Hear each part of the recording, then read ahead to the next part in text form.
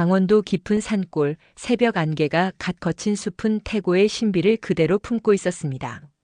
축축한 흙냄새와 짙은 풀내음이 뒤섞인 공기 속을 한 사내가 성큼성큼 헤쳐나가고 있었죠. 그의 이름은 강철. 이름처럼 단단하고 거친 사내였습니다. 햇볕에 그을린 구릿빛 피부와 다부진 어깨, 그리고 험한 산길을 제 집 안방처럼 누비는 지친, 기색 없는 발걸음은 그가 평생을 산과 함께 살아온 신만이임을 말해주고 있었습니다. 강철의 온 신경은 땅의 미세한 기운을 향해 있었습니다. 그의 눈은 화려한 꽃이나 우람한 나무가 아닌 흙의 미세한 균열과 낙엽의 배치, 이슬의 형태를 쫓았죠. 신만이에게 산삼은 그저 비싼 약초가 아니었습니다. 그것은 산의 정기가 수백 년에 걸쳐 빚어낸 생명의 정수이자 산이 허락한 자에게만 내어주는 신성한 선물이었으니까요. 오늘이다. 강철은 나직이 읊조리며 낡은 약초 캐는 도구를 고쳐주었습니다. 며칠 밤낮으로 그의 꿈에 나타나던 백발의 노인이 가리켰던 곳이 바로 이 근처였습니다. 미신이라 치부할 수도 있겠지만 강철은 그 꿈이 산의 계시임을 믿어 의심치 않았습니다. 마침내 그의 눈이 멈춘 곳. 썩은 낙엽들 사이로 5개의 잎사귀가 하늘을 향해 기품 있게 뻗어나온 자태. 주변의 모든 기운을 빨아들이는 듯한 영험한 기운. 강철의 심장이 거칠게 뛰기 시작했습니다. 숨을 죽이고 조심스럽게 주변 흙을 걷어내자 사람의 형상을 닮은 육중한 몸체와 실처럼 가늘게 뻗어나간 뿌리가 모습을 드러냈습니다. 수십 년은 좋게 넘었을 하늘이 내린다는 천종산삼이었습니다. 강철은 경건한 마음으로 무릎을 꿇고 산신을 향해 조용히 감사의 기도를 올렸습니다. 그때였습니다. 고요한 산의 정적을 찢는 날카로운 엔진 소음이 아래쪽에서부터 들려왔습니다. 곧이어 험준한 비포장 임도를 따라 고급스러운 검은색 세단 한 대가 위태롭게 올라오는 것이 보였죠. 저런 차가 이런 곳에 나타날 리가 없는데. 강철의 미간이 좁아졌습니다. 차에서 내린 것은 반짝이는 구두와 몸에 딱 맞는 양복을 차려입은 산과는 전혀 어울리지 않는 중년의 남자였습니다. 강철 씨 되십니까? 남자는 숨을 헐떡이며 의심과 경계가 뒤섞인 눈으로 강철을 훑어보았습니다. 누구요? 강철의 대답은 짧고 무뚝뚝했습니다. 낯선 이의 등장은 산의 신성한 기운을 흩트리는 불쾌한 소음일 뿐이었습니다. 저는 천지인 그룹의 박 변호사라고 합니다. 남자는 명함을 내밀었지만 강철은 흙 묻은 손으로 받을 생각조차 하지 않았습니다. 천지인. 대한민국 최대의 인삼기업. 강철에게는 그저 먼 세상의 이야기일 뿐이었죠. 볼일 없소. 여긴 당신 같은 사람이 올 때가 아니니 어서 내려가시오. 강철이 몸을 돌려 산삼을 수습하려던 순간 박 변호사의 다급한 목소리가 그의 등을 붙잡았습니다. 강만근 회장님께서 쓰러지셨습니다.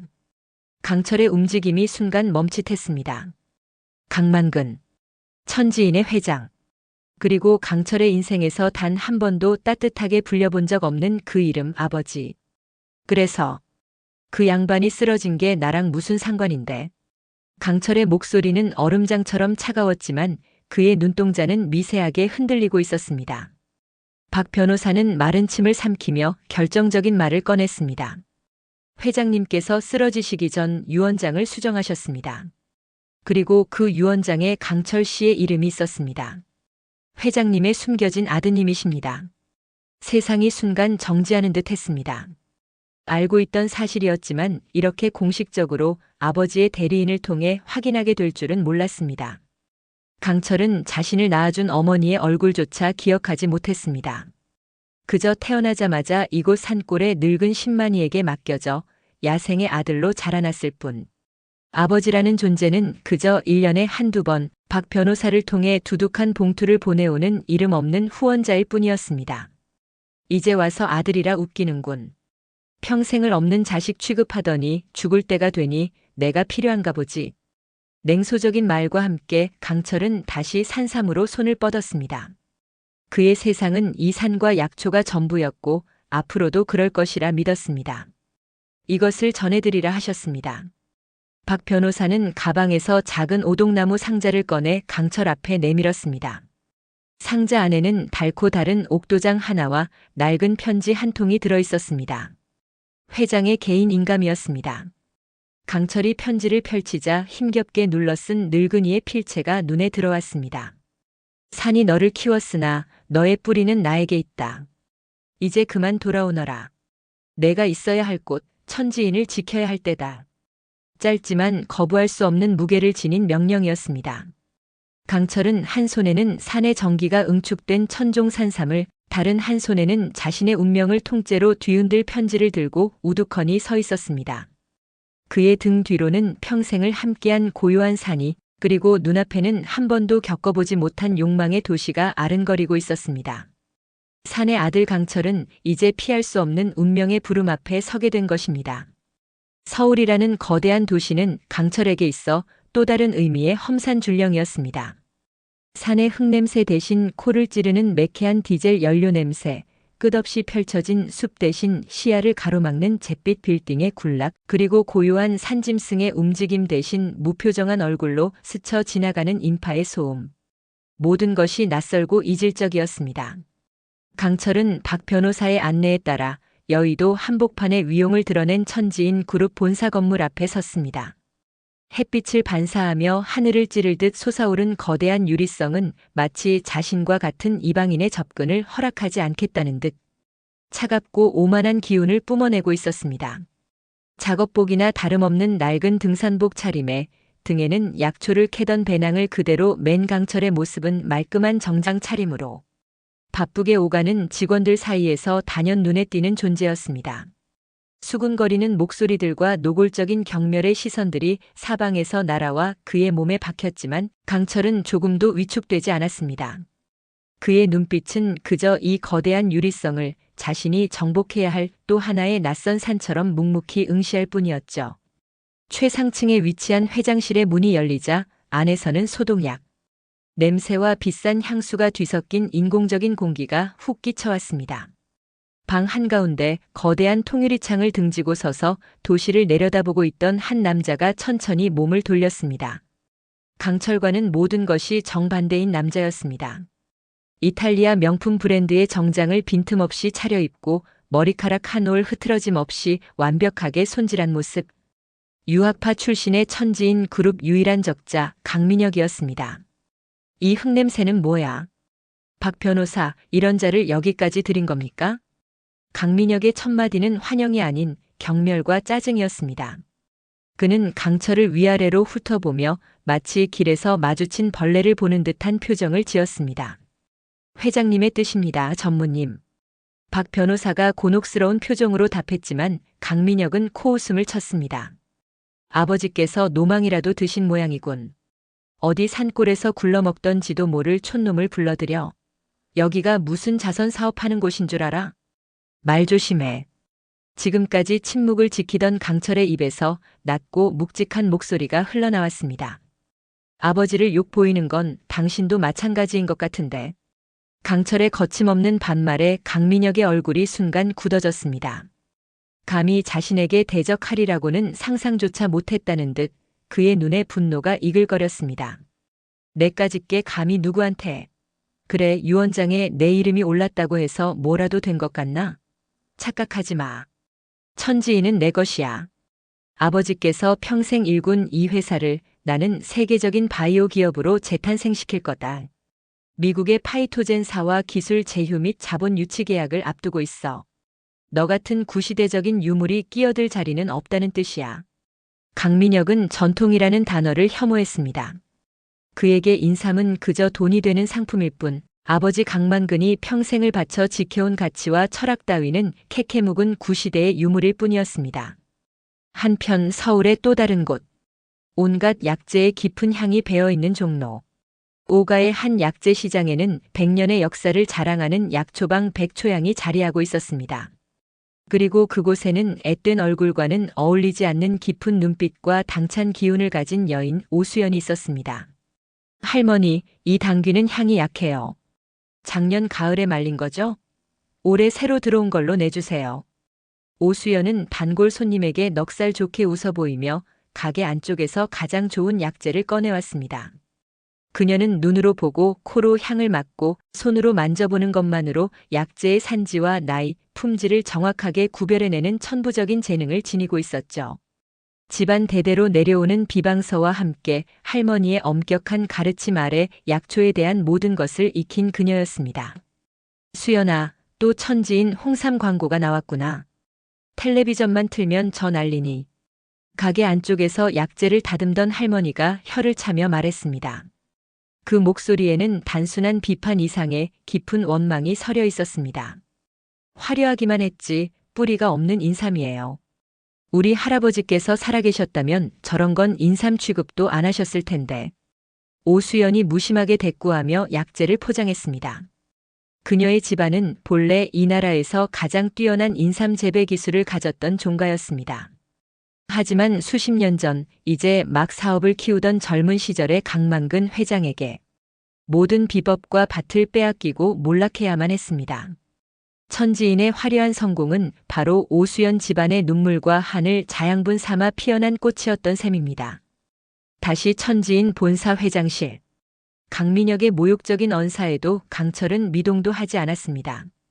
그는 품 안에서 산에서 캐낸 천종 산삼을 조심스럽게 꺼내 테이블 위에 올려놓았습니다. 산삼이 뿜어내는 영험한 기운에 방 안의 인공적인 향기가 순식간에 압도당했습니다. 이게 뭔지나 알아? 강철이 나직이 물었습니다. 강민혁은 잠시 할 말을 잃은 듯 산삼을 바라보다 이내 다시 비웃음을 되찾았습니다. 고작 뿌리 하나 캐와서 유세라도 부리는 건가? 그런 건 박물관에나 기증하라고. 그 순간 강철은 결심했습니다. 아버지의 편지 때문이 아니었습니다. 갑자기 생긴 유산에 대한 욕심은 더더욱 아니었습니다. 자신의 뿌리를 그리고 아버지가 평생을 바쳐 지켜온 이 천지인이라는 이름의 가치를 저 오만한 동생의 손에 넘겨줄 수는 없다고. 산이 자신을 키웠듯 이제는 자신이 이 거대한 인삼밭의 뿌리를 지켜야 할 때였습니다. 강철의 눈빛이 산속에서 천종산삼을 발견했을 때처럼 날카롭게 빛나기 시작했습니다. 천지인 그룹의 이사회 회의실은 얼음장처럼 차가운 긴장감으로 가득 차 있었습니다. 거대한 원목 테이블을 둘러싼 중역들은 하나같이 굳은 표정으로 상석에 앉은 강민혁 전무의 발표에 집중하고 있었죠. 강민혁은 유창한 영어와 화려한 프레젠테이션 자료를 번갈아가며 미국 파이토젠사와의 합작 투자 계획을 열정적으로 설명했습니다. 전통적인 인삼 농축액 사업을 축소하고 인삼의 특정 성분 사포닌만을 추출하여 대량 생산하는 신약 개발 프로젝트. 그것이 그가 그리는 천지인의 미래였습니다. 시대는 변했습니다. 언제까지 낡아빠진 전통 방식에만 매달릴 수는 없습니다.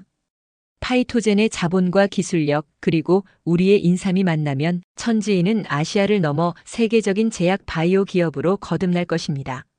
강민혁의 목소리에는 거침없는 자신감이 넘쳤습니다.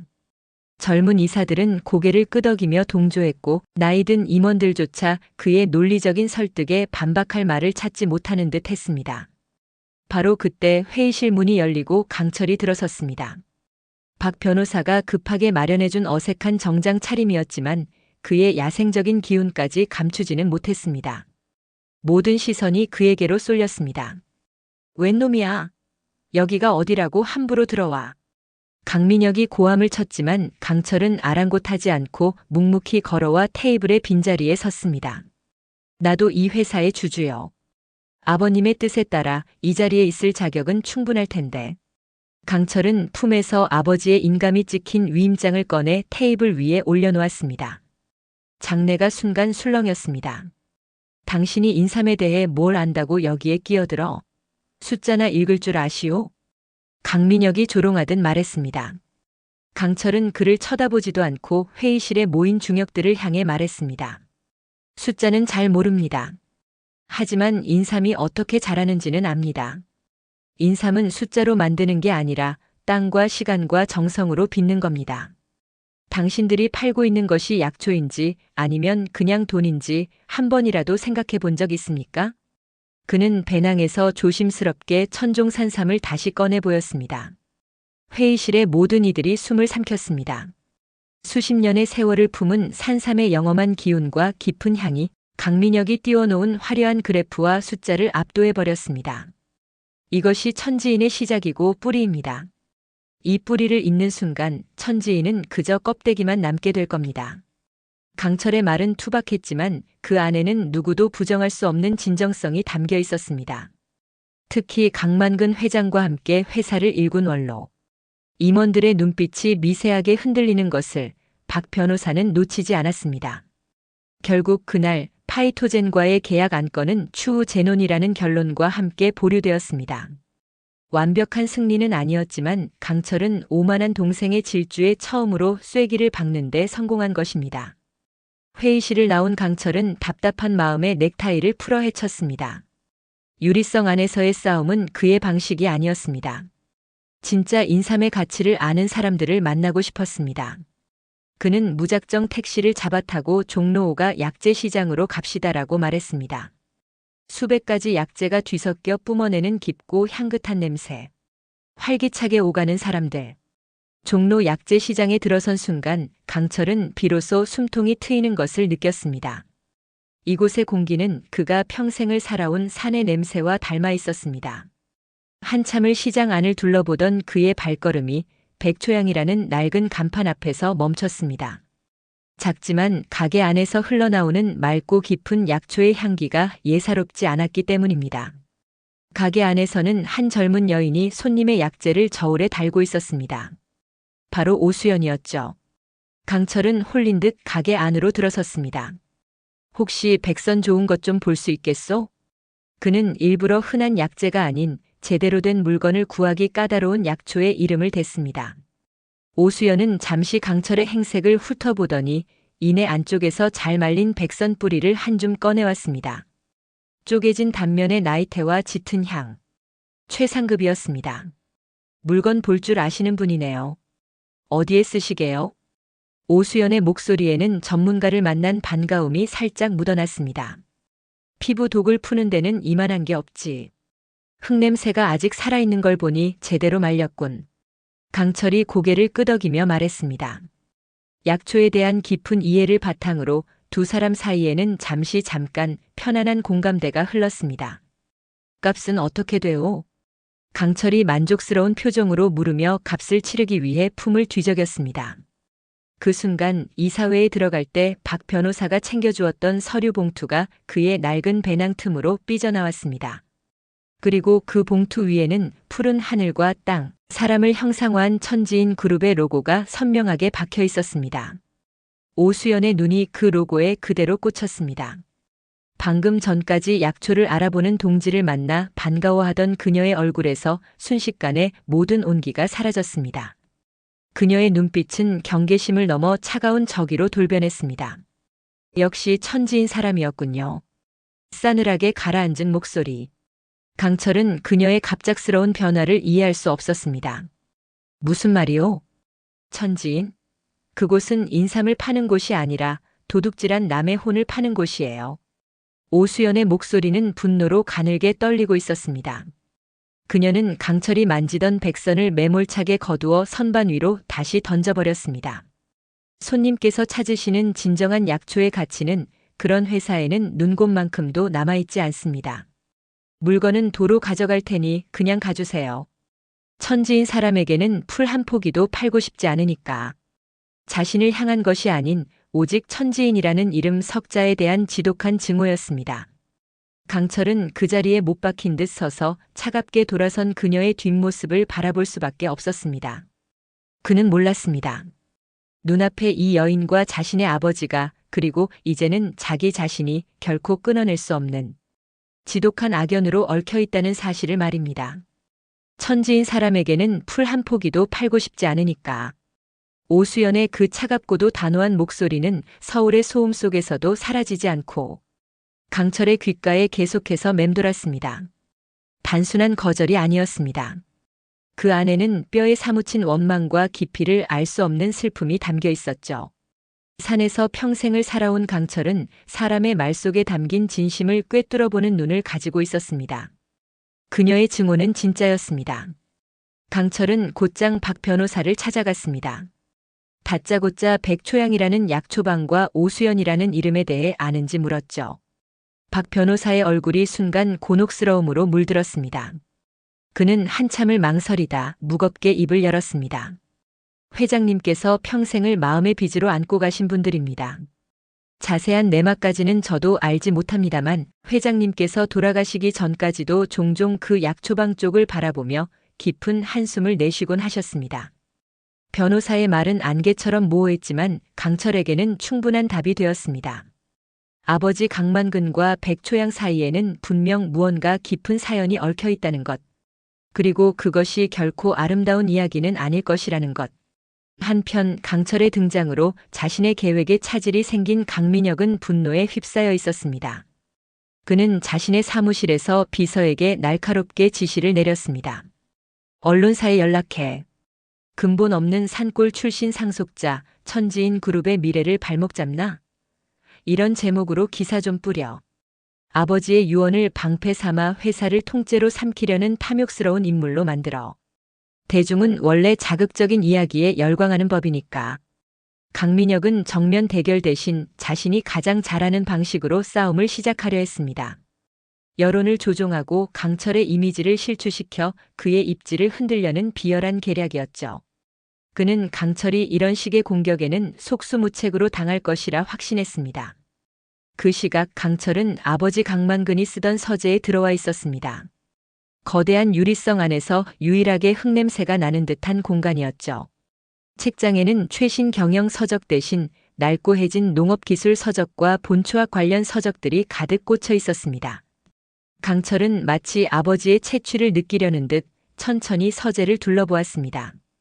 그러다 그의 눈에 서재 한쪽 구석에 놓인 낡은 나무 괴짝 하나가 들어왔습니다. 자물쇠도 없이 그저 먼지만 뽀얗게 쌓여있는 상자였습니다. 강철이 조심스럽게 괴짝을 열자 그 안에는 아버지의 진짜 세월이 담겨 있었습니다. 달아빠진 호미와 약초, 칼, 흙물이 밴 낡은 작업복, 그리고 빛바랜 흑백 사진 한 장. 사진 속에는 앳된 얼굴의 두 청년이 인삼밭을 배경으로 어깨동무를 한 채 환하게 웃고 있었습니다. 한 명은 젊은 시절의 아버지 강만근이었습니다. 그리고 다른 한 명은 강철은 본능적으로 그가 백초양과 관련 있는 인물일 것이라 직감했습니다. 사진 밑에는 오래된 편지 봉투 하나가 더 있었습니다. 그러나 그 편지는 붙여지지 못한 채였습니다. 받는 사람의 이름은 오진표. 강철은 떨리는 손으로 편지지를 펼쳤습니다. 아버지의 거칠면서도 힘있는 필체가 수십 년의 시간을 넘어 말을 걸어왔습니다. 진표 형님, 부디 이 편지가 형님께 닿기를 바라오. 1980년대 모두가 가난하고 또 절박했던 그 시절, 우리가 함께 꾸었던 꿈을 나는 아직도 기억하오. 최고의 인삼을 길러 병든 이들을 구하고 세상에 우리 인삼의 가치를 알리자던 그 맹세를 말이오. 하지만 나는 욕심에 눈이 멀어 형님과의 약속을 저버렸소. 형님이 평생을 바쳐 완성한 종자 비법을 나는 내 것인 양 세상에 알렸고 그로 인해 형님과 대개 씻을 수 없는 상처를 남겼소. 이 모든 것이 나의 과오요. 평생을 짊어지고 갈 나의 십자가요. 편지는 거기서 끝나 있었습니다. 더 이상 이어지지 못한 참회, 전해지지 못한 사과였습니다. 강철은 그제야 모든 것을 알 수 있었습니다. 천지인의 화려한 성공 신화 뒤에 감춰진 추악한 진실을. 아버지 강만근은 친구의 꿈과 기술을 훔쳐 자신의 왕국을 건설했던 것입니다. 오수연의 눈에 서려 있던 그 지독한 증오의 이유를 강철은 비로소 이해할 수 있었습니다. 그 같은 시각 백초양에서는 오수연이 어머니의 낡은 경대를 닦아드리고 있었습니다. 경대 한쪽에는 낡은 흑백 사진이 붙어 있었죠. 인삼밭을 배경으로 환하게 웃고 있는 두 청년의 사진. 바로 강철이 아버지의 서재에서 발견한 그것과 똑같은 사진이었습니다. 우리 아버지는 저 사진 속의 사람을 너무 믿었어. 그래서 모든 걸 잃었지. 땅도 기술도 그리고 당신의 목숨까지도. 오수연은 사진 속 강만근의 얼굴을 차갑게 노려보며 나직이 은조렸습니다. 그녀의 목소리에는 슬픔과 분노가 뒤섞여 있었습니다. 붙이지 못한 편지 한 통이 수십 년간 잠들어 있던 과거의 진실을 수면 위로 끄집어냈습니다. 아버지가 남긴 죄의 무게를 고스란히 마주하게 된 강철. 그는 이제 무엇을 해야 할까요? 이 지독한 악연의 실타래를 그는 과연 풀어낼 수 있을까요? 아버지의 서재에서 밤을 꼬박 새운 강철의 눈은 붉게 충혈되어 있었습니다. 손에 들린 빛바랜 편지 한 장이 천지인이라는 거대한 왕국 전체보다 무겁게 그의 어깨를 짓눌렀죠. 아버지가 쌓아 올린 모든 것이 결국은 가장 친한 벗의 눈물과 배신 위에 세워진 모래성이었다는 진실. 그것은 강철이 평생 믿어온 세상의 근간을 뒤흔드는 충격이었습니다. 다음 날 아침 박 변호사가 신문을 들고 허둥지둥 강철을 찾아왔습니다. 일면을 장식한 것은 강철의 얼굴과 함께 산골 무법자 천지인을 삼키려 드나? 라는 악의적인 제목의 기사였습니다. 강민혁의 비열한 여론전이 시작된 것이죠. 전무님, 이걸 어쩌면 좋습니까? 강민혁 전무가 손을 쓴 게 분명합니다. 이대로 두면 그룹 내에서의 입지는 물론 여론까지 완전히 등을 돌리게 될 겁니다. 당장 반박 기사를 준비해야 합니다. 박 변호사는 발을 동동 굴렀지만 강철은 신문을 흘끗 볼 뿐 아무런 동요도 보이지 않았습니다. 그의 시선은 이미 다른 곳을 향해 있었으니까요. 변호사님, 지금 이게 중요한 게 아닙니다. 평생을 남의 눈에 피눈물 나게 한 죄를 씻지 못했는데 내 평판이 나빠지는 게 무슨 대수겠습니까? 강철은 자리에서 일어나 어젯밤 뜬 눈으로 꼼꼼히 다린 셔츠를 입었습니다. 산에서 입던 작업복이 아닌 그가 가진 가장 깨끗하고 단정한 옷이었습니다. 최소한의 예의를 갖추고 싶었기 때문입니다.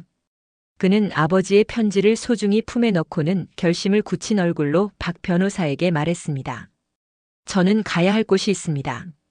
아버지가 시작한 잘못을 아들인 제가 감히 용서를 빌어라도 봐야겠습니다. 강철이 다시 백초양을 찾았을 때 가게 안은 쌉싸름한 도라지 향으로 가득했습니다. 오수연은 말린 도라지를 정성껏 손질하며 손님을 맞고 있었죠.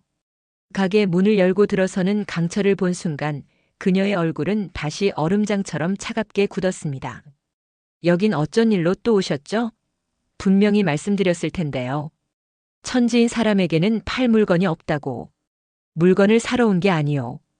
강철은 고개를 숙인 채 가게 안으로 천천히 들어섰습니다.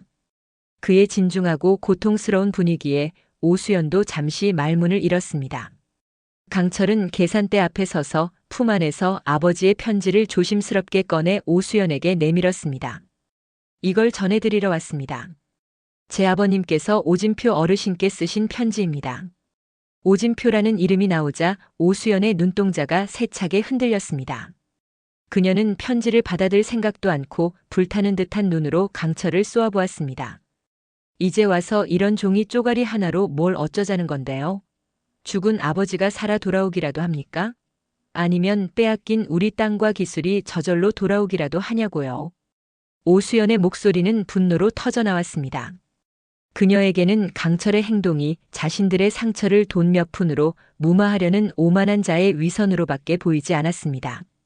그런 게 아니요. 이건 최소한의 도리요, 아들인 저의 참회입니다. 용서받을 수 없다는 것 잘 압니다. 하지만 이 진실마저 묻어버릴 수는 없었습니다.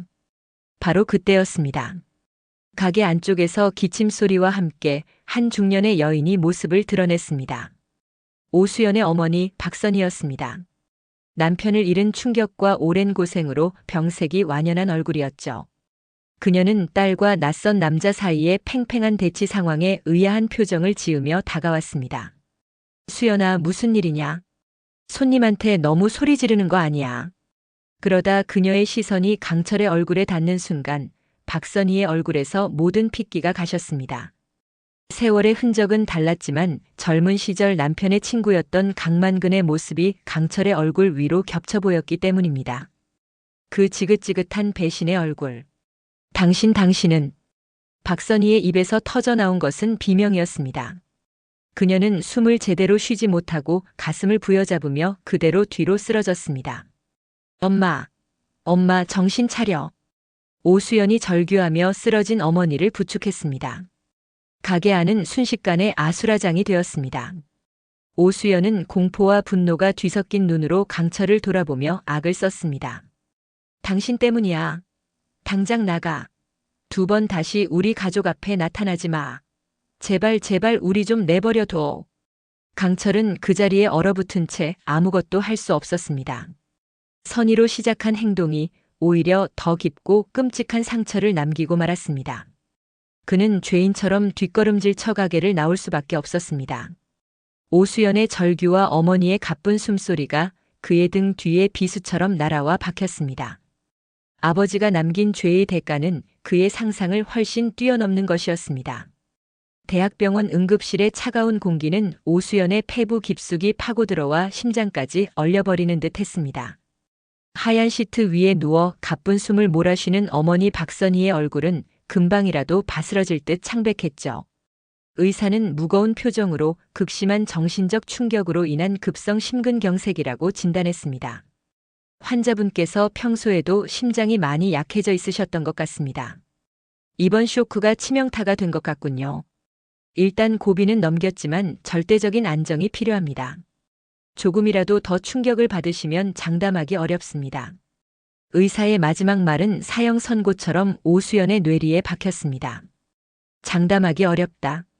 그 말은 곧 강철이라는 남자가 자신의 어머니 목에 칼을 들이댄 것과 다름없었습니다.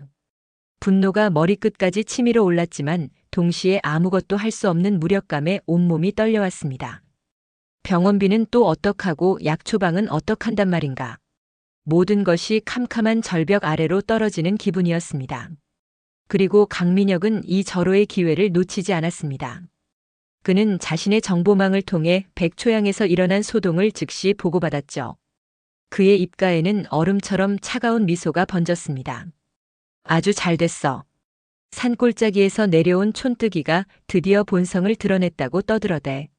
선대 회장에게 억하심정을 품은 가족을 찾아가 협박하고 그 충격에 노모가 쓰러졌다고 말이야. 폭력 상속자, 피해자 가족에게 2차 가해 이런 제목 자극적이고 좋잖아. 대중은 약자의 눈물에 약한 법이거든. 강민혁의 지시는 정확하고 신속하게 실행되었습니다. 다음 날 모든 신문과 뉴스는 강철을 파렴치한 폭력배로 몰아세웠습니다. 백초양 가게 앞에 구급차가 서 있는 사진과 병원 복도에 망연자실하게 앉아있는 오수연의 뒷모습 사진이 함께 실리면서 기사는 날개 돋친 듯 퍼져나갔습니다. 천지인 그룹의 주가는 폭락했고 이 사진들은 긴급회의를 소집해야 한다며 아우성이었죠. 박 변호사는 거의 울상이 되어 강철에게 달려왔습니다. 전무님, 이러다 정말 큰일 납니다. 이건 해명으로 끝날 문제가 아닙니다. 회사가 송두리째 흔들리고 있습니다. 당장 오수연 씨를 찾아가서 어떻게든 합의를 보셔야 합니다. 하지만 강철은 요지부동이었습니다. 그의 시선은 신문 기사가 아닌 창밖의 잿빛 하늘을 향해 있었습니다.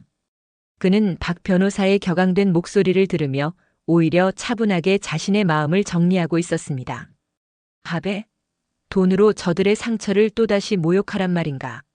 그건 아버지가 했던 짓과 무엇이 다른가? 그는 자리에서 일어나 박 변호사에게 뜻밖의 말을 건넸습니다. 제가 잠시 다녀올 곳이 있습니다. 하루면 됩니다. 제가 없는 동안 무슨 일이 있어도 오수연 씨 가족에게 접근하지 마십시오. 그 어떤 연락도 취하지 마시고요. 영문을 모르는 박 변호사를 뒤로 한 채 강철은 곧장 주차장으로 향했습니다. 그의 목적지는 서울의 화려한 빌딩 숲이 아니었습니다. 그가 나고 자란 강원도의 깊은 산골이었죠. 몇 시간을 달려 도착한 곳은 아버지가 천지인을 일구기 전 살았던 낡은 흙집이었습니다. 강철이 유년 시절을 보낸 곳이기도 했죠. 그는 집 뒤편의 작은 암자로 향했습니다. 그곳에는 그가 10대 시절 산을 타다 우연히 발견하여 이곳으로 옮겨와 10수년간 정성껏 길러온 보물이 잠들어 있었습니다. 강철은 암자 뒤뜰의 습하고 그늘진 땅을 조심스럽게 파내려가기 시작했습니다. 그의 손길은 마치 성물을 다루듯 경건했습니다. 이윽고 축축한 흙 속에서 이끼가 낀 낡은 오동나무 상자가 모습을 드러냈습니다. 상자를 열자 그 안에는 짙은 흙 내음과 함께 사람의 형상을 아름답게 갖춘 산삼한 뿌리가 고이 누워 있었습니다. 잔뿌리 하나하나에 100년의 세월이 응축된 듯 신비로운 기운을 뿜어내는 전설로만 듣던 백년근 산삼이었습니다. 이것은 강철이 가진 그 어떤 재산보다 귀한 것이었고 그의 순수한 시절과 산의 정기가 오롯이 담긴 결정체였습니다. 다음 날 새벽 서울로 돌아온 강철은 박 변호사를 자신의 집으로 불렀습니다. 밤새 잠 한숨 못 자 퀭한 얼굴의 박 변호사 앞에 강철은 100년근 산삼이 담긴 상자를 조용히 내밀었습니다. 변호사님, 이걸 백초양의 오수연 씨께 전해주십시오. 상자 안을 들여다본 박 변호사는 경악을 금치 못했습니다. 법조인이기 이전에 그 또한 사람인지라 전설적인 약초의 가치를 모를 리 없었죠. 전무님, 이게 대체 이걸 팔면 지금 회사의 위기를 단번에 덮고도 남습니다. 이걸 왜 그 여자에게? 강철은 고개를 저으며 나직이 말했습니다. 그의 목소리에는 깊은 참회의 무게가 실려 있었습니다. 이건 돈으로 따질 물건이 아닙니다. 이건 사람을 살리는 물건입니다. 제 아버지가 한평생 외면했던 바로 그 일이죠. 이건 제 아버지를 대신한 그리고 저의 기도입니다. 부디 제 이름은 말하지 말고 그저 아픈 어머니를 위해 써달라고만 전해주십시오. 절벽 끝에 내몰린 강철이 선택한 반격은 돈이나 권력이 아니었습니다. 세상이 자신을 뭐라 손가락질하든 그는 묵묵히 자신이 옳다고 믿는 길을 가기로 결심한 것입니다. 진심을 담은 200년의 기도는 과연 굳게 닫힌 오수연의 마음에 닿을 수 있을까요? 병원 복도에 울려 퍼지는 희미한 소독약 냄새와 간헐적인 기계음은 마치 오수연의 희망이 서서히 사그라드는 소리처럼 들렸습니다. 유리창 너머로 보이는 어머니 박선희의 얼굴은 하루가 다르게 쓰러져 갔고 오수연은 타들어가는 속을 애써 찬물로 달래며 버티고 있었죠. 바로 그때 낯선 정장 차림의 남자가 조심스럽게 그녀에게 다가왔습니다. 박 변호사였습니다. 저 오수연 씨 되십니까? 경계심 가득한 눈으로 쳐다보는 오수연에게 박 변호사는 묵직한 오동나무 상자를 내밀었습니다. 그는 강철의 신신당부를 떠올리며 최대한 감정을 배제한 목소리로 말했습니다. 어머님의 쾌유를 간절히 바라는 어떤 분께서 꼭 전해달라고 하셨습니다.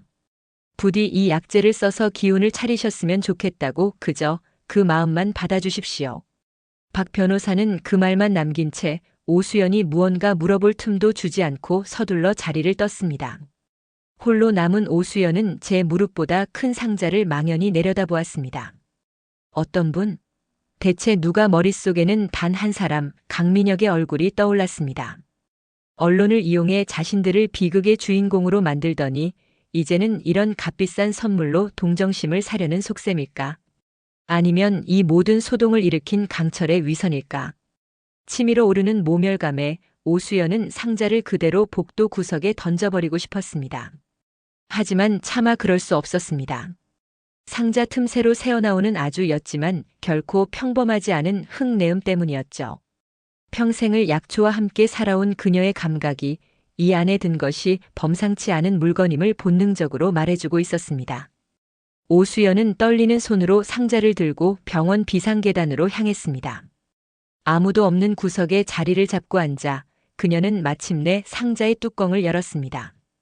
그 순간 오수연은 숨을 멈췄습니다. 뽀얀 이끼와 흙에 덮인 채 완벽한 사람의 형상을 한 산삼한 뿌리가 고요히 누워 있었습니다. 주름진 몸통과 길게 뻗은 다리, 섬세하게 뻗어나간 잔뿌리 하나하나가 100년의 세월을 오롯이 품고 신비로운 기운을 뿜어내고 있었죠. 100년근 말도 안 돼. 이건. 그 가치를 알아보는 순간 오수연의 눈에서는 분노와 서러움이 뒤섞인 눈물이 터져나왔습니다. 이것 하나면 병원비는 물론이고 평생 먹고 살 걱정은 하지 않아도 될 정도의 보물이었습니다. 결국 돈이로구나. 당신들이 우리에게서 빼앗아간 모든 것을 이런 식으로 갚겠다는 건가? 우리 가족의 무너진 삶과 아버지의 하늘, 고작 이 삼한 뿌리로 모욕하겠다는 건가? 오수연은 산삼을 집어들어 벽에 내동댕이 치려 했습니다. 그러나 바로 그 순간 그녀의 시선이 산삼의 머리 부분, 뇌두라 불리는 곳 바로 아래에 멈췄습니다. 아주 작고 희미해서 자세히 보지 않으면 결코 알아챌 수 없는 흔적. 그곳에는 바늘 끝으로 새긴 듯한 아주 작은 글씨 하나가 있었습니다. 진. 보배 진. 그것은 아버지 오진표의 이름 마지막 글자였습니다. 그리고 아버지가 살아생전 가장 아끼는 약초에 남몰래 새겨두던 자신만의 낙인이었습니다.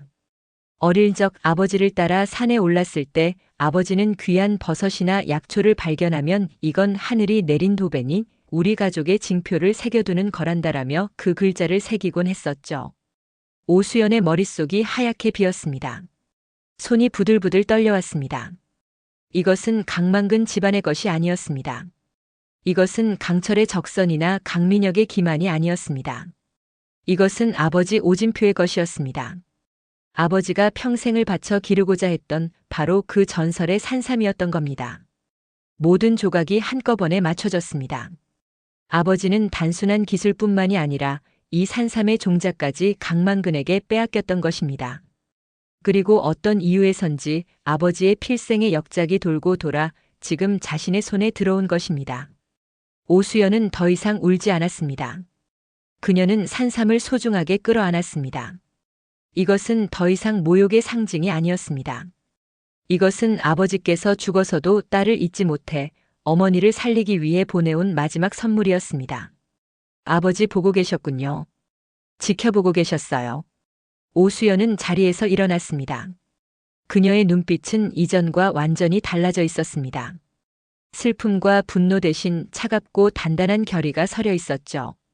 이 산삼으로 반드시 어머니를 살려낼 것입니다. 그리고 아버지의 모든 것을 앗아간 천지인을 향해 이 산삼의 이름으로 물을 것입니다. 대체 내 아버지에게 무슨 짓을 했는지, 그리고 이 산삼이 왜 지금 나에게 돌아왔는지를 말입니다. 운명의 열쇠는 이제 오수연의 손에 쥐어졌습니다. 아버지의 낙인이 새겨진 산삼을 가슴에 품은 오수연의 밤은 그 어느 때보다 길고 성스러웠습니다. 그녀는 정성을 다해 산삼을 다렸습니다. 탕약의 깊은 향이 병실을 가득 메우자 오랫동안 꺼져 있던 어머니 박선희의 눈꺼풀이 파르르 떨려왔죠. 한 모금 또 한 모금. 기적은 정말 일어났습니다. 며칠 만에 박선희는 자리를 털고 일어났고 혈색은 처녀 시절처럼 맑게 돌아왔습니다. 의사는 자신의 눈을 의심하며 현대의학으로는 설명할 수 없는 일이라는 말만 되풀이했습니다. 어머니가 기력을 되찾은 것을 확인한 오수연은 마침내 움직였습니다. 그녀의 손에는 아버지의 숨결이 담긴 산삼의 남은 뿌리가 들려 있었습니다. 그녀가 향한 곳은 바로 모든 비극의 시작점, 천지인 그룹의 본사였습니다.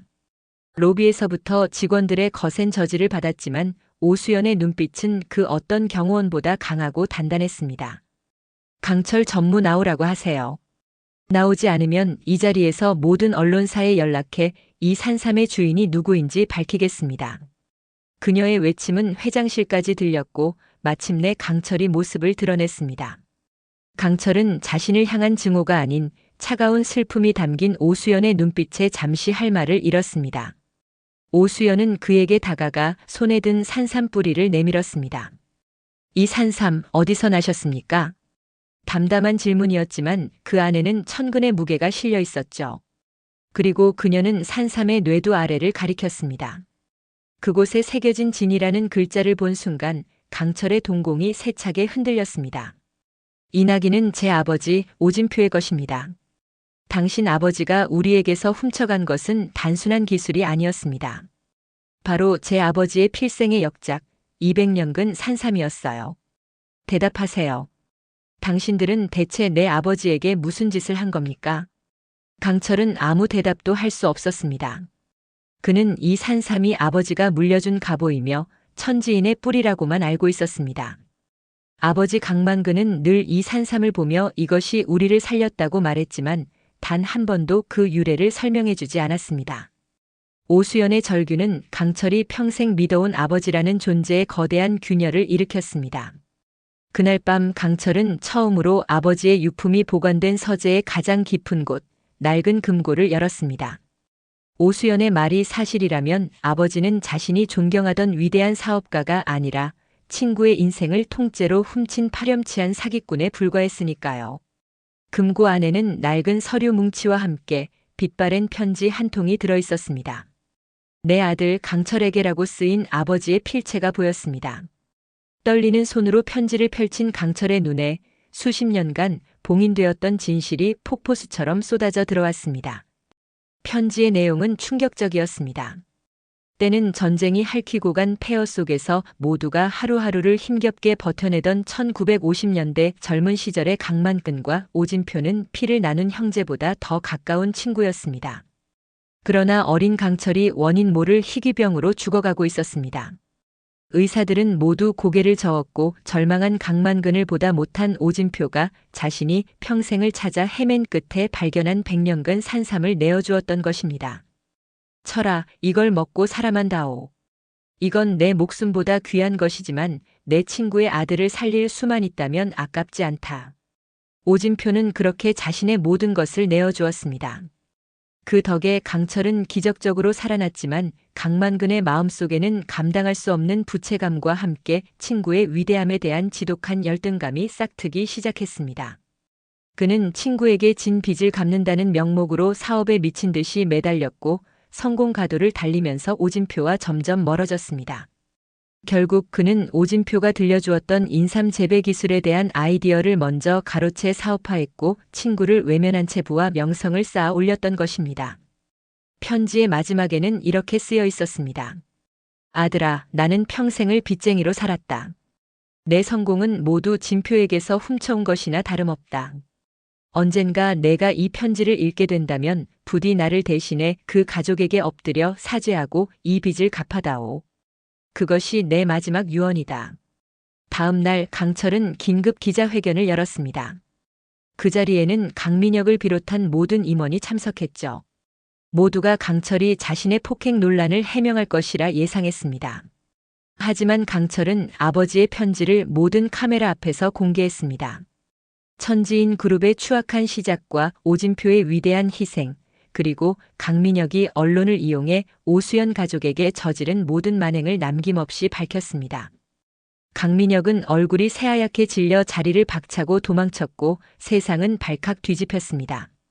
모든 것이 끝난 후 강철은 천지인 그룹의 모든 지분을 사회에 환원하고 오진표의 이름을 딴 오진표 생명나눔재단을 설립했습니다. 그리고 자신은 백초양의 약초를 재배하는 산골 마을로 내려왔습니다. 따스한 봄볕이 내리쬐는 어느 날 백초양의 약초 밭에서 오수연과 어머니 박선희가 함께 웃으며 새싹을 돌보고 있었습니다. 그때 흑투성이 작업복 차림의 강철이 다가와 말없이 밭의 잡초를 뽑기 시작했습니다. 오수연은 아무것도 묻지 않았습니다. 강철 또한 아무 변명도 하지 않았습니다. 두 사람 사이에는 더 이상 증오도 원망도 남아있지 않았습니다. 아버지 세대에서 시작된 길고 긴 비극의 사슬은 아들의 진실한 참회와 딸의 깊은 용서로 마침내 끊어졌습니다. 두 사람은 말없이 서로를 마주보며 희미하게 미소 지었습니다. 그것은 사랑이라기보다는 깊은 상처를 공유한 이들만이 나눌 수 있는 따뜻한 연대감이었습니다. 100년 묵은 산삼이 맺어준 질긴 운명은 이제 원한의 시대를 끝내고 새로운 희망의 씨앗을 틔우고 있었습니다.